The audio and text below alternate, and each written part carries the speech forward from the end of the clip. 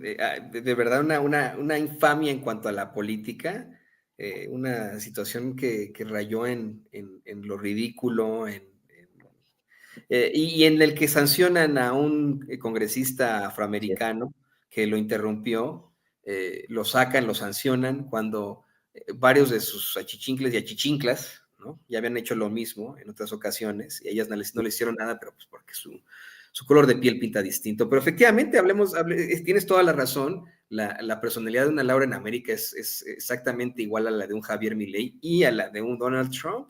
Personajes televisivos, sujetos que, bueno, pues crecieron gracias a la fama que dio su impertinencia en los medios de comunicación corporativos y que desafortunadamente terminaron siendo políticos. Lo peor de todo, terminaron siendo presidentes, por lo Del que país más poderoso del mundo. sí, ¿no? Y por lo que totalmente de acuerdo contigo, lo que nos planteas, Trump deteriora, no cambia, ¿no? Exacto. Sí, esa frase me vino a la mente porque escucho demasiado en los análisis que luego uno sigue, ¿no? O luego uno leyendo y leo mucho de que el cambio de sistema global, ¿no? Que el cambio de régimen, que el cambio, o sea, Trump vino y cambió el orden mundial, ¿no? Y dices, no, o sea, yo creo que tenemos tanto tiempo viviendo mal, ¿no? Tanto tiempo como perros apaleados, me refiero al orden global, ¿no? Que cualquier modificación que se hace ya lo vemos como, uy, no, el gran cambio global, el gran cambio de orden mundial. El orden mundial cambiaría si el sistema capitalista de producción colapsa.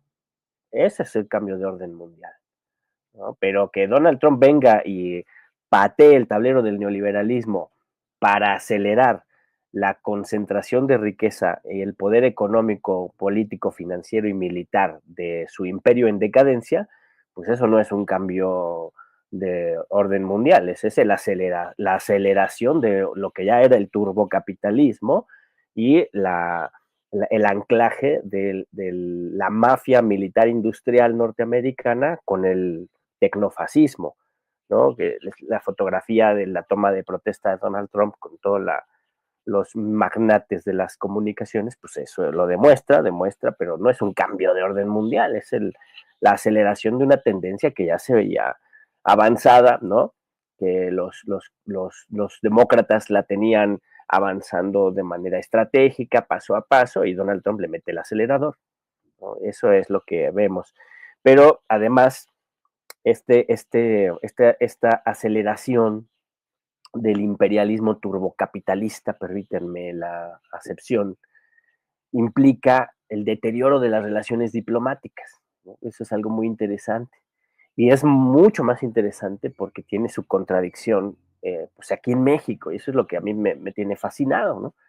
Porque, o sea, vea los europeos están en una crisis de representación tremenda, ¿no? Yo no debería hablar de Europa porque, híjole, me gusta más concentrarme en la historia de México y en el acontecer de la política nacional, pero cuando uno ve Europa dices, oye, los líderes europeos han olvidado, los líderes y una buena parte del pueblo europeo han olvidado la Primera y la Segunda Guerra Mundial, ¿no? Tanto dolor, tanta muerte, tanta hambre, tanta sangre derramada, millones y millones y millones de seres humanos llevados a la picadora de carne de la guerra, y se les olvidó. Y ya están armando a sus países y ya presumen de que más presupuesto para las armas y más presupuesto para la guerra, y en un discurso fanático, pero auténticamente fanático, un discurso de ignorantes, de que Rusia se quiere comer al mundo. Ahí viene el coco de Rusia que se quiere comer al mundo, entonces todos tenemos que armarnos. ¿Qué quiere decir armarnos? Darle dinerito a las grandes empresas armamentistas, ¿no? Y quitar dinero de la seguridad social, quitar dinero del empleo, quitar dinero del apoyo al empleo, quitar dinero de la salud pública, quitar dinero de la educación pública, quitar dinero de la infraestructura, el mantenimiento de un país, ¿no? Como Alemania, como España, como Francia, ¿no? Que no son pequeños, que no son sencillos, ¿no? Quitar dinero de los derechos de lo público, del estado de bienestar, ¿no? Que ya de por sí está bastante derruido, y llevarlo al armamentismo absurdo, al armamentismo auténticamente fascista, facho, ¿no? No, ¿y eso qué quiere decir? Pues es tomar la agenda de la ultraderecha y navegar con esa agenda de ultraderecha con las banderas de la izquierda moderada, de los socialdemócratas y de la derecha civilizada, lo que Andrés Manuel llamaba perfectamente bien esa derecha hipócrita, ¿no? Entonces la derecha hipócrita ya está gobernando con los fundamentos y el programa de la derecha cínica, ¿no? Pero el problema de eso es que no solo implica todo el discurso de odio y la afectación de la vida de seres humanos, por ejemplo, en lo que tiene que ver con las políticas antiinmigrantes, ¿no? Sino que impulsa toda una economía de guerra que se ve en perspectiva de chocar y de destruir a Rusia, ¿no? Y no se equivoca Vladimir Putin, que no es santo de mi devoción, pero no se equivoca cuando dice que hay mentecillas enanas en Europa que creen que están viviendo en la época de Napoleón, ¿no? Y creen que viven en la época de Napoleón por tres cosas, ¿no? Uno, porque creen que se puede invadir Rusia, ¿no? Y eso pues ya ha quedado más que demostrado que eso no se puede hacer.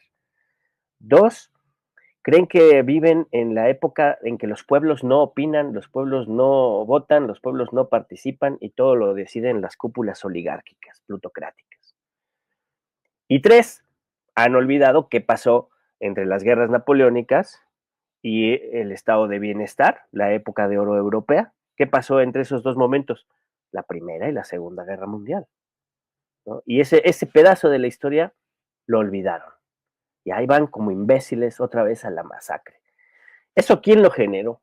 ¿No? O sea, eso lo generaron, uno, la subordinación de la política europea a las lógicas del capitalismo norteamericano, y lo aceleró Donald Trump, ¿no? Porque tenía esos ciertos equilibrios, el epicentro era Ucrania, había condiciones, Donald Trump genera condiciones de negociación, ¿no? En Ucrania, pero él mismo las revienta, ¿no? Con el maltrato que hizo a Zelensky, revienta esa posibilidad, avienta a Zelensky a los brazos de la Unión Europea y Justin Trudeau, que muchos de esos que abrazaron a Trudeau son cadáveres políticos, y, eh, y acelera el proceso de descomposición de la representación europea, ¿no?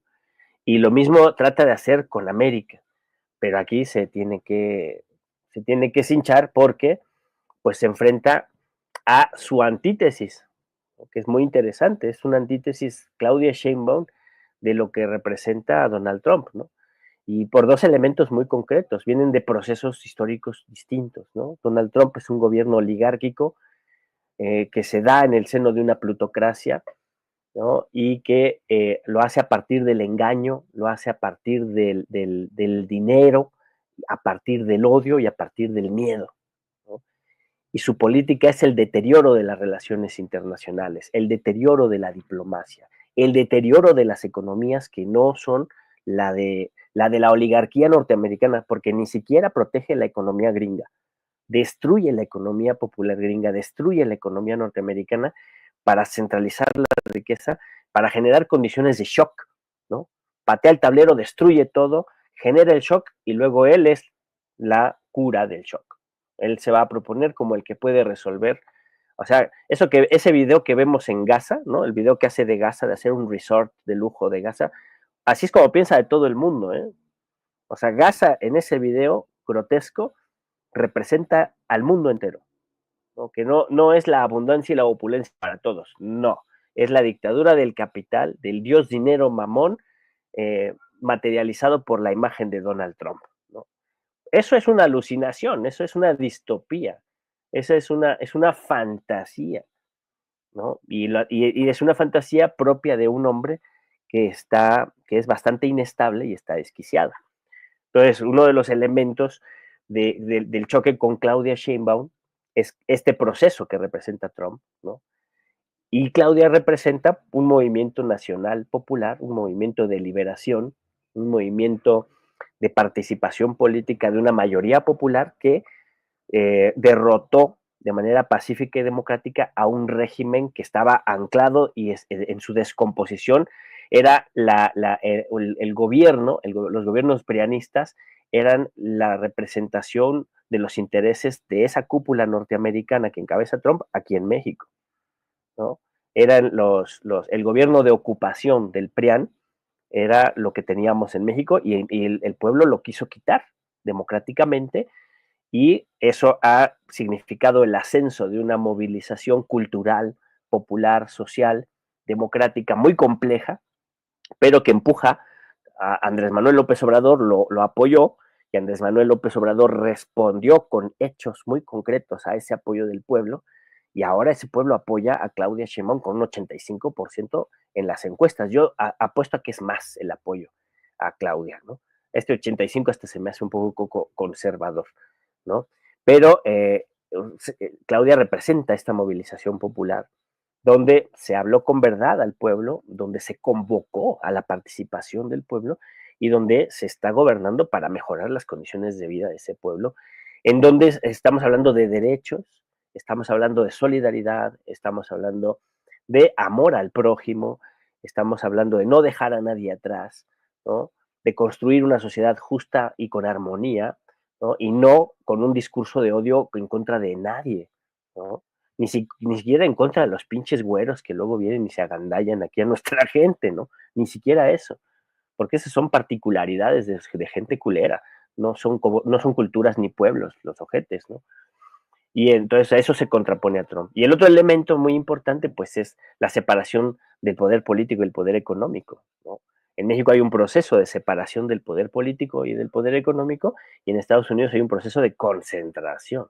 De hecho, hay un asalto, ¿no? Un asalto del poder económico al poder político y la subordinación de las instancias del Estado a los intereses de los ricos, así, ¿no? Y los ricos ya gobernando de manera directa, ya no contratando a un politiquillo como Calderón ahí que haga las cosas, el trabajo sucio, sino ellos ya poniéndose al frente y pues cometiendo muchos errores, ¿no?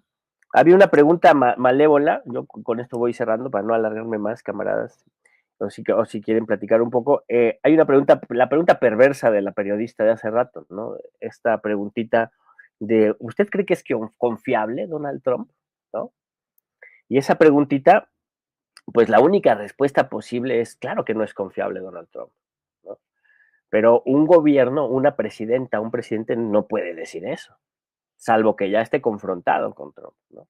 Y en donde estamos construyendo una diplomacia, ¿no? De respeto, donde exigimos respeto y nosotros damos respeto, pues no podemos responder, la presidenta no puede responder a una pregunta de ese tipo, ¿no? Pero lo real es que es un sujeto inestable, Donald Trump, ¿no? Es un sujeto, insisto en esto, que deteriora e impone sus condiciones, pero no lo hace como un político con sabiduría en la negociación. Yo creo que ahí también se equivocan muchos analistas. Lo hace como un junior, un magnate que no sabe aceptar que se equivoca, que no sabe responder a la frustración, que no tolera la frustración, ¿no?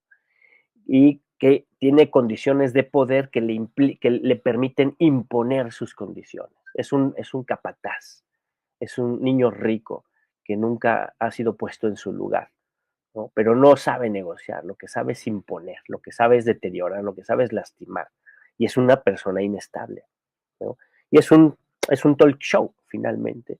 Yo creo que ojalá, ¿no? El daño que va a causar en Estados Unidos, que está causando en Estados Unidos, lleve a una acumulación de fuerza suficiente para hacerle un impeachment, ¿no? O no sé qué figura tengan política para poderlo destituir en algún momento, porque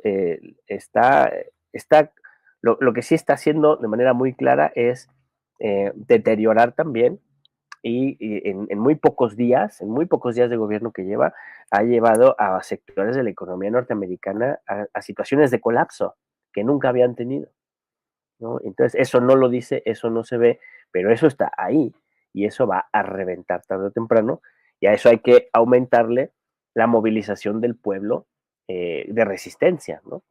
Como la discusión política se está dando en los sectores populares, en los sectores de trabajadores, migrantes y no migrantes, para resistir y generar alternativas a los abusos del poder del gobierno de Donald Trump, ¿no? Que esperemos que eso también vaya dando frutos en un futuro y por lo tanto nosotros acá en México mantenernos en alerta máxima, ¿no? Es muy importante asistir al Zócalo Capitalino el domingo, ¿no? El domingo es una celebración popular, una fiesta democrática, y es muy, muy, muy importante que se den el marco también, fíjense, del 8 de marzo, porque el 8 de marzo es el Día Internacional de la Mujer, pero surge como el Día Internacional de la Mujer Proletaria, y en el contexto de la lucha popular, en el que la movilización del 8 de marzo de 1917 desata el proceso revolucionario en Rusia, por ejemplo, ¿no? Que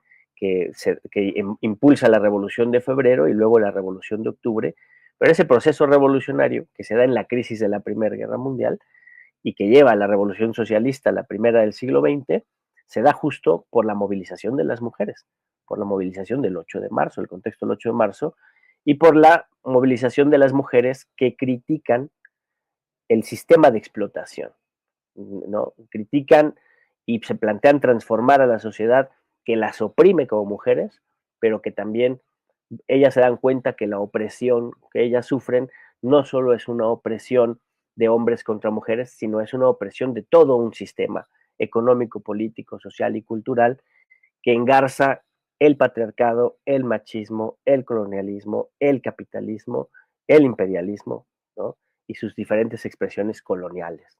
Entonces el feminismo es una perspectiva crítica que atraviesa todas esas estructuras de dominación y ha llegado al siglo XX como una teoría, una filosofía y una práctica transformadora que hoy acá en día nos ha dado pues nuestra primer presidenta, ¿no? Que si bien la presidenta llega por el movimiento de la Cuarta Transformación, el hecho de que ella esté allí y que haya un pueblo que la recibe con buenos ojos es el trabajo de la revolución silenciosa del feminismo. Entonces, 8 de marzo y 9 de marzo son dos fechas de movilización popular heterogénea, diversa, ¿no? Muy importante que fortalece a nuestro país y a nuestra cultura política y que nos va a abrir una nueva etapa en la relación con el deteriorador continental y global de las relaciones diplomáticas. Y bueno, si le damos a esto un giro post-neoliberal, ya estaremos hablando de un nuevo orden, pero todavía no hay que cantar victoria, mi queridísimo Toño. Definitivamente no podemos cantar victoria todavía, hay tanto que hacer, hay tanto que luchar, hay tanto que combatir, y pues efectivamente seguiremos enfrentándonos a este tipo de personalidades, solo si el pueblo así lo permite, si el pueblo sigue viendo estupideces como la casa de los babosos, gente que yo no puedo concebir que tengan ahí, no está en la casa de los babosos, pero está como comentarista de el diputado artista del burlesque y bailarín exótico Sergio Mayer, ¿no? O sea, si nosotros seguimos embruteciéndonos y creciendo ese tipo de personajes, entonces, bueno, pues el combate tendrá que ser aún más duro. Yo le quiero pedir a usted que escuche las palabras de nuestro queridísimo Molay Mazo Ontiveros, gran historiador aquí en Sin Censura. No las eche en saco roto. Querido Molay, pues yo te agradezco tu apoyo aquí a Sin Censura, tu muy enriquecedora participación y te pido que por favor nos compartas tus redes sociales para que la gente se ponga en contacto contigo. Pues claro que sí, muchas gracias. Gracias por el espacio a ustedes, gracias por la resistencia y pues aquí vamos a seguir dándole duro. A mí me hallan allá en el TikTok, tengo un canalito que se llama Antropología y Filosofía. He hecho varios, pero me los tumba TikTok, no sé por qué. Y luego, pues ahí en el Facebook y en el Twitter, ahí estoy como Molay Maza. Y los invito a que también vean un programa que hicimos que se llama Demos y Kratos.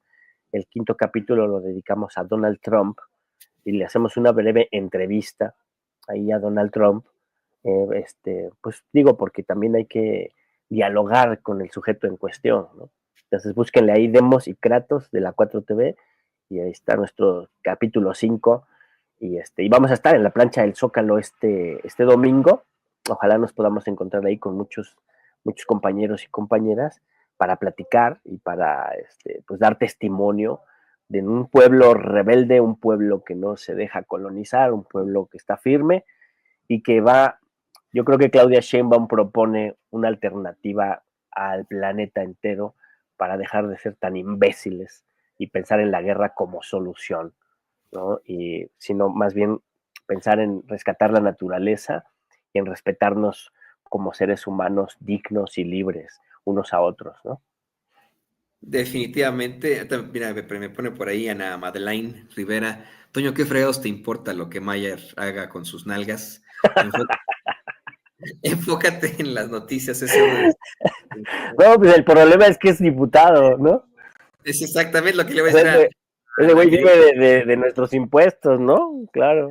Y es de esas personalidades que si nos descuidamos puede llegar a obtener más apoyo Así. y ser muy destructivas para México, ¿no? Por eso es que no es que Oye, él puede hacer con sus nalgas lo que él quiere, ¿no? Pero, va a acabar como Verástegui, ¿no? Verástegui, ¿viste cómo se puso su cruz sí, así ahí como lo Ted Cruz que trae su cruz así, salió, así que en todo ese rollo, hijo, mira, sí, No, no, David, no ponga David, esa es la ese es cruz en la que se David. hincan los fascistas. David me puso un meme que no debe haber puesto porque está muy sexualizado, ¿no? No invente, No, David. ¿cuál? Yo solo vi miércoles de ceniza, no regañes a don David, pues si al señor Verástegui le gusta ponerse eso en la cara, pues está bien, hay que respetarlo. La que dicen por ahí, ¿no? Que él y Ricky Martin iban mucho esos miércoles de ceniza, pero bueno, esas son líneas Gracias.